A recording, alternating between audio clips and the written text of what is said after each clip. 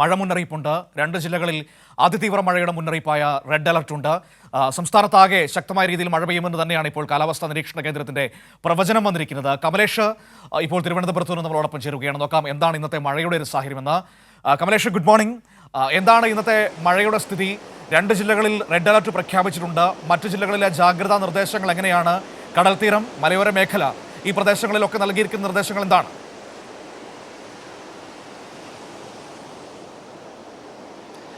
Manu, very good morning. ഒരു ഇടവേളയ്ക്ക് ശേഷം മഴ വീണ്ടും എത്തുകയാണെന്നതിനപ്പുറത്തേക്ക് മഴ ശക്തി പ്രാപിക്കുകയാണ് എന്ന് തന്നെ പറയേണ്ടി വരും. ആ നിലയിലുള്ള മുന്നറിയിപ്പാണ് കേന്ദ്ര കാലാവസ്ഥാ വകുപ്പ് നൽകുന്നത്. നിലവിലിപ്പോൾ ഇന്നത്തെ ഒരു സാഹചര്യത്തിൽ 2 ജില്ലകളിൽ, കണ്ണൂർ, കാസർഗോഡ് ജില്ലകളിലാണ് റെഡ് അലർട്ട് പ്രഖ്യാപിച്ചിട്ടുള്ളത്. ഈ 2 ജില്ലകളിലെയും വിദ്യാഭ്യാസ സ്ഥാപനങ്ങൾക്ക് അവധിയും പ്രഖ്യാപിച്ചിട്ടുണ്ട്.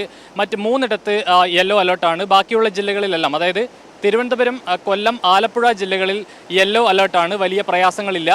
തിരുവനന്തപുരത്ത് ഇപ്പോൾ ഞാൻ നിൽക്കുന്നത് ശംഖുമുഖം ബീച്ചിലാണ്. ഇവിടെയാണെങ്കിലും നേരത്തെ രാവിലെ അതിശക്തമായ മഴയുണ്ടായിരുന്നു. ഇപ്പോൾ അല്പം തെളിഞ്ഞ കാലാവസ്ഥയാണ്. സൂര്യനൊക്കെ ഉദിച്ച് വരുന്ന ഒരു സാഹചര്യമുണ്ട്, വെയിലൊക്കെ വരുന്നുണ്ട്.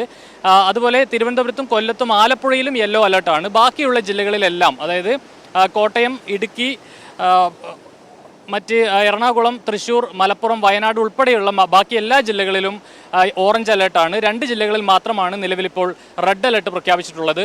ഈ ഉത്തര കർണാടകയ്ക്ക് മുകളിൽ ഉള്ള നിലവിലിപ്പോഴുള്ള ഈ ചക്രവാത ചുഴിയും അതോടൊപ്പം തന്നെ പടിഞ്ഞാറൻ കാറ്റുമാണ് നിലവിലിപ്പോൾ ഈ മഴ ശക്തമാകാനുള്ള ഒരു കാരണം എന്നാണ് വിലയിരുത്തപ്പെടുന്നത്.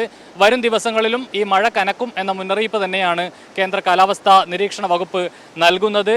ഈ തീരദേശത്തുള്ളവർ ജാഗ്രത പാലിക്കണമെന്ന ഒരു മുന്നറിയിപ്പുണ്ട്. അതുകൊണ്ട് തന്നെ ഈ ഉയർന്ന തിരമാലയ്ക്കുള്ള സാധ്യതയുണ്ട്, അതിശക്തമായ കാറ്റിനുള്ള സാധ്യതയുണ്ട്. അതുകൊണ്ട് തന്നെ മത്സ്യബന്ധനം ഈ ദിവസങ്ങളിൽ, അതായത് 17-ാം തീയതി വരെയുള്ള ദിവസങ്ങളിൽ മത്സ്യബന്ധനത്തിന് തൊഴിലാളികൾ പോകരുത് എന്ന നിർദ്ദേശവുമുണ്ട്. അതോടൊപ്പം ഈ തീരദേശത്ത് താമസിക്കുന്ന ആളുകൾ അല്പം ജാഗ്രത പാലിക്കണം. കടൽ കയറുകയോ അങ്ങനെ എന്തെങ്കിലും കാണാൻ കഴിയുന്നുണ്ടല്ലോ. ഈ നിലവിൽ തീരദേശ പ്രദേശങ്ങളിലേക്കൊക്കെ ഇതിനൊക്കെ അനുവാദമുണ്ടോ?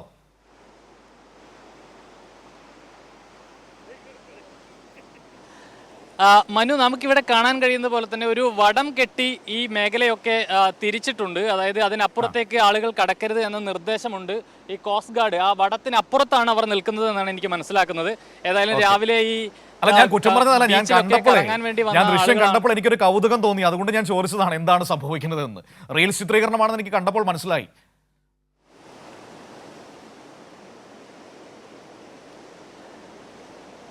തീർച്ചയായും മനു, ഏതായാലും തീരത്ത് ജാഗ്രത തന്നെയാണുള്ളത്. ഈ നിലവിലെ സാഹചര്യത്തിൽ, അതായത് കഴിഞ്ഞ ദിവസങ്ങളിലൊക്കെ വലിയ ഒരു കടൽക്ഷോഭം പോലെ തന്നെ ഈ തിരുവനന്തപുരത്തിൻ്റെ തീരങ്ങളിലും ഉണ്ടായിട്ടുണ്ട്. അതുകൊണ്ട് തന്നെ നേരത്തെ ഉണ്ടായിരുന്ന സാഹചര്യമല്ല തീരത്തുള്ളത്. കടൽ വല്ലാണ്ട് കയറുന്ന സാഹചര്യമുണ്ട്. ഈ ശംഖുമുഖം ബീച്ചിലാണെങ്കിൽ തന്നെയും വലിയ നാശനഷ്ടങ്ങൾ ഉണ്ടായിട്ടുണ്ട്. ഇതിൻ്റെ ഭിത്തിയൊക്കെ ഇടിഞ്ഞ ഒരു സാഹചര്യമാണ് നിലവിലുള്ളത്. റോഡ് ഉൾപ്പെടെ നമുക്ക് ഈ ദൃശ്യങ്ങളിൽ കാണാൻ കഴിയുന്നത് പോലെ ഇതൊക്കെ റോഡിൻ്റെ ഭാഗമാണ്. നേരത്തെ ആളുകൾ ഇവിടെയൊക്കെ ഇരുന്നിരുന്ന ഒരു സ്ഥലമാണിത്.